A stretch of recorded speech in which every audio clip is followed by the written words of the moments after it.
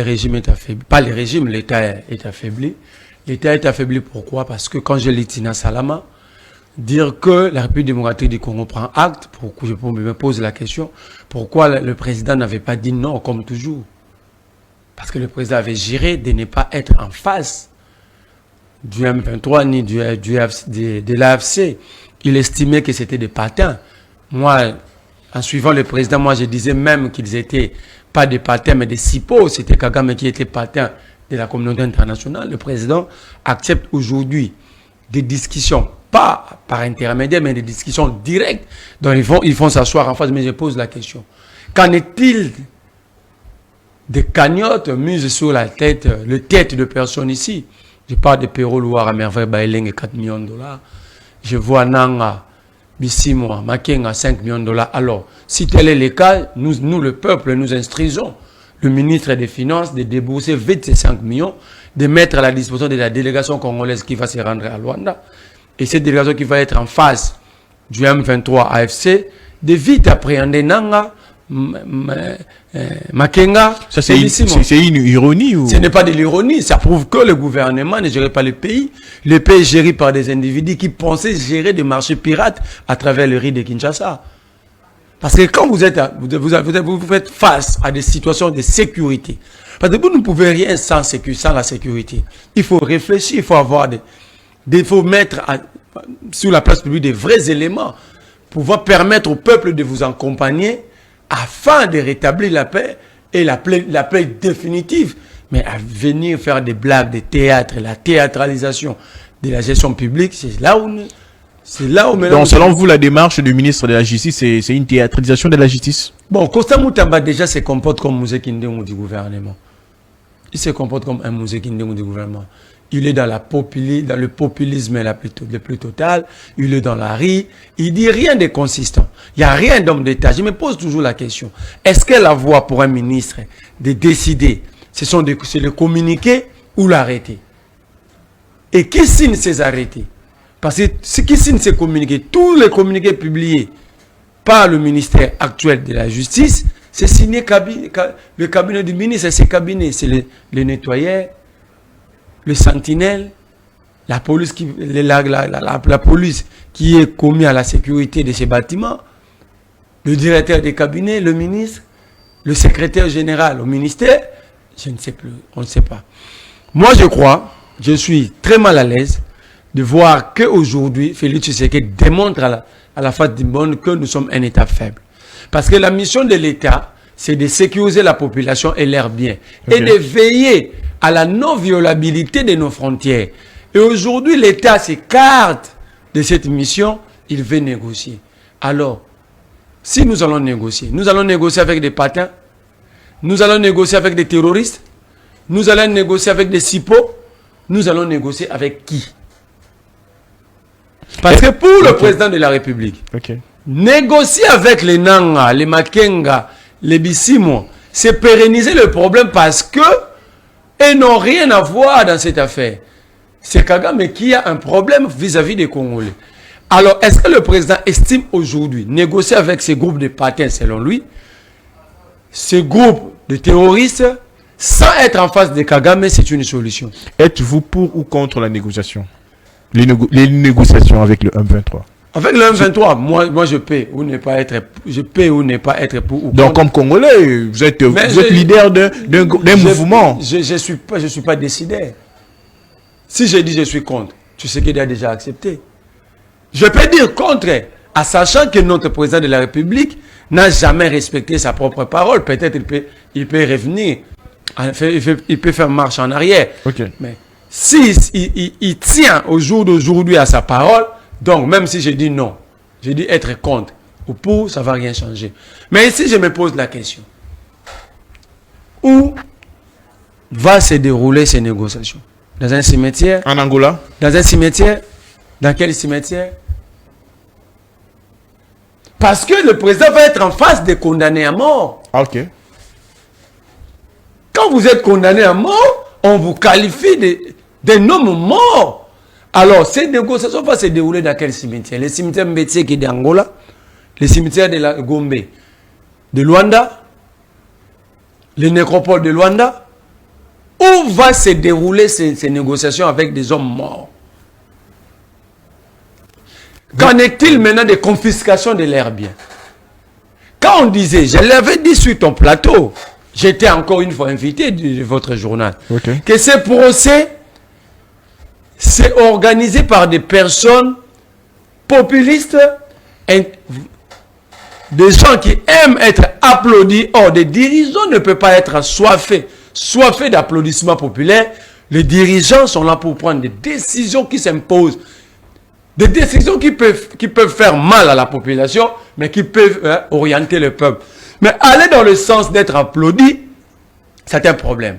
Alors, nous avons connu un procès populiste, des condamnations populistes, et il y a certaines distractions. Une source me dira au jour d'aujourd'hui que le président a donné déjà son accord à plusieurs revendications du M23. 1. Il leur a dit il y aura annulation des condamnations.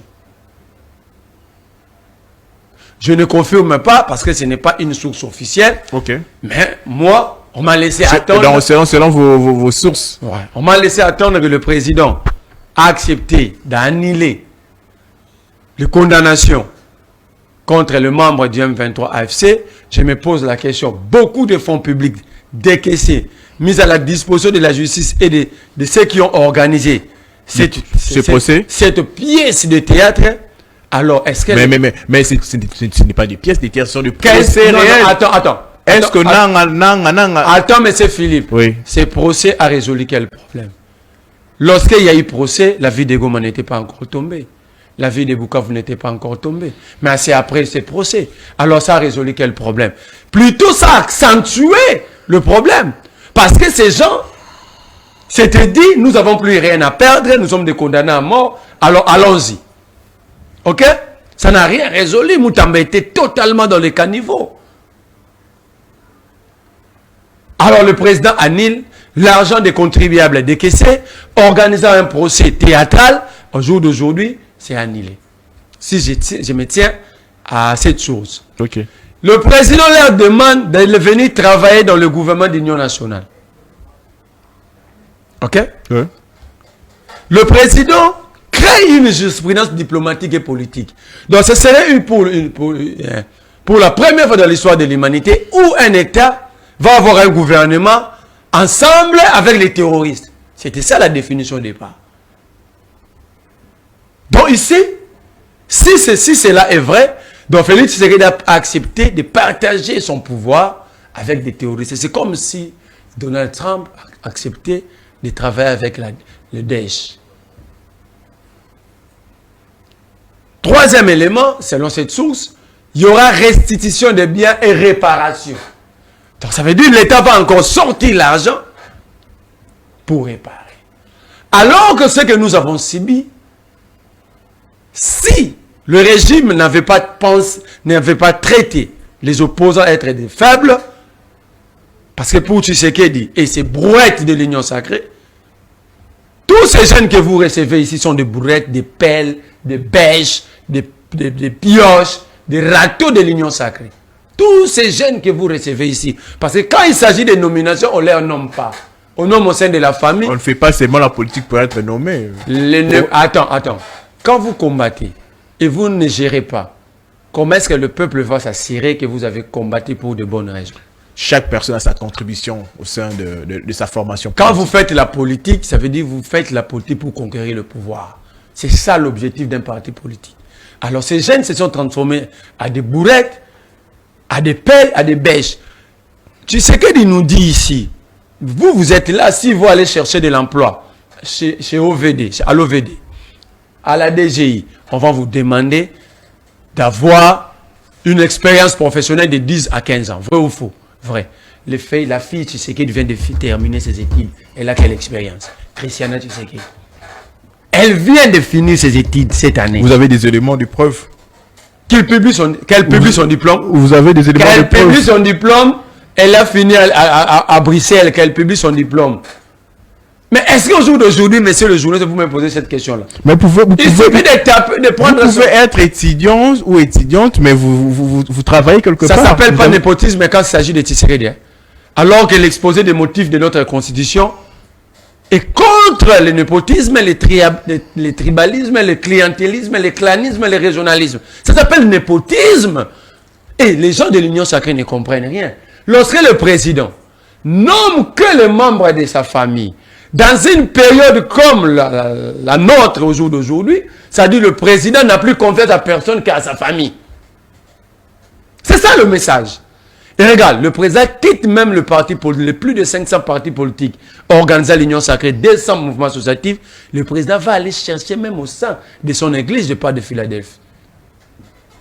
Il y a deux pasteurs, deux frères de l'église Philadelphie qui sont nommés. Donc le président, ce groupe de périphériques de l'Union sacrée, ils doivent savoir que le président n'a plus confiance à eux. Mais pour répondre définitivement à votre question, je dirais que c'est l'affaiblissement de l'État. Parce qu'un État sérieux négocie lorsqu'il sait établir les rapports de force. Quand vous ne savez pas établir les rapports de force et que c'est vous qui sollicitez, ça veut dire que vous êtes faible. Faites vos propositions. Ma proposition, mais l'Église catholique l'a déjà fait. Vous soutenez la démarche de l'Église. Mais c'est la seule démarche salvatrice pour la République. Et puis vous ne comprenez pas, je félicite Félix Tshisekedi. Il a contredit l'Union sacrée, tous ces bourrettes qui crient dans les plateaux de télé. Tous ils disaient, les évêques sont des M23, des terroristes, des sorciers en soutane. Mais est-ce que vous faites la lecture sérieusement? Quand est-ce que Tshisekedi est allé en Angola? 24 heures après. Après que le président João Lourenço a eu réussi les évêques et le pasteur de l'ECC. Donc, même le président Lourenço, le président Sassou, tous les présidents qui ont eu à recevoir cette délégation, ils ont compris que la solution globale et globalisante, c'est celle proposée par les évêques. Pourquoi? La solution ne va pas se limiter à la crise congolaise. Il faut une solution qui tient compte de la géostratégie de la sous-région des Grands Lacs et de la politique de la sous-région de la géostratégie et de la géopolitique de la sous-région des Grands Lacs. C'est ce que les évêques font. Ils sont allés voir Kagame, connaître les problèmes et les stratégies de Kagame. Ils ont été chez Museveni. Vous ne voyez pas qu'ils consultent que le président de nos voisins. Mais quand les gens de l'Union sacrée, c'est là que tu sais qu'ils ne les nomment pas. Tu sais que dans l'Union sacrée. Vous voyez pourquoi? Parce qu'ils ne comprennent rien de la politique. Qui est ce président qui peut recevoir Eric Senga de l'ECC? Il a quel carnet à l'international? Sur laquelle carnet, sur n'est pas le cardinal, c'est un monseigneur, comme tout autre monseigneur. C'est le président qui a établi des contacts pour ce groupe. Ce sont des contacts au plus haut sommet du monde. Donc c'est lui-même le président. C'est lui-même. Il a tenté de se déduire comme d'habitude pour faire plaisir à ces groupes de périphériques de l'Union sacrée. Mais il a compris que, en suivant ces groupes, c'est un groupe de corps, c'est un groupe, c'est un pompe funèbre où il n'y a que des corbières et des cercueils. Okay. Il a compris, il faut aller rejoindre. Alors nous avons dit, c'est ça le processus que Martin Fayulu dit, parle du processus de Kinshasa, porté par les évêques, porté par l'église protestante. Alors nous sommes là. Alors, à quoi sert maintenant la mission confiée à Ebéran Kolongele? Parce que la démarche d'Ebéran Kolongele, c'était... Ça tombe caduc, hein? Ça doit tomber caduc parce que nous avons refusé, nous l'opposition. On ne peut pas avoir l'union sacrée élargie. Félix Tshisekedi, sachant qu'il est affaibli, la crise politique à l'intérieur, la crise sécuritaire de l'autre côté, il y a la crise sociale, sachant plus rien faire, il a voulu débaucher les opposants pour affaiblir l'opposition et revenir comme l'homme providentiel. Alors que nous avons dit, Alamba aliate, la processus estébérant. Alamba aliate, mazo apna baleno amelara Jonas. Akalinga ngona huile d'olive. Azo amasango yeso bongolara na fete akana. Aya rolamba na ba porte nda ona biso. Soki to fongola ta porte pour te bonjour.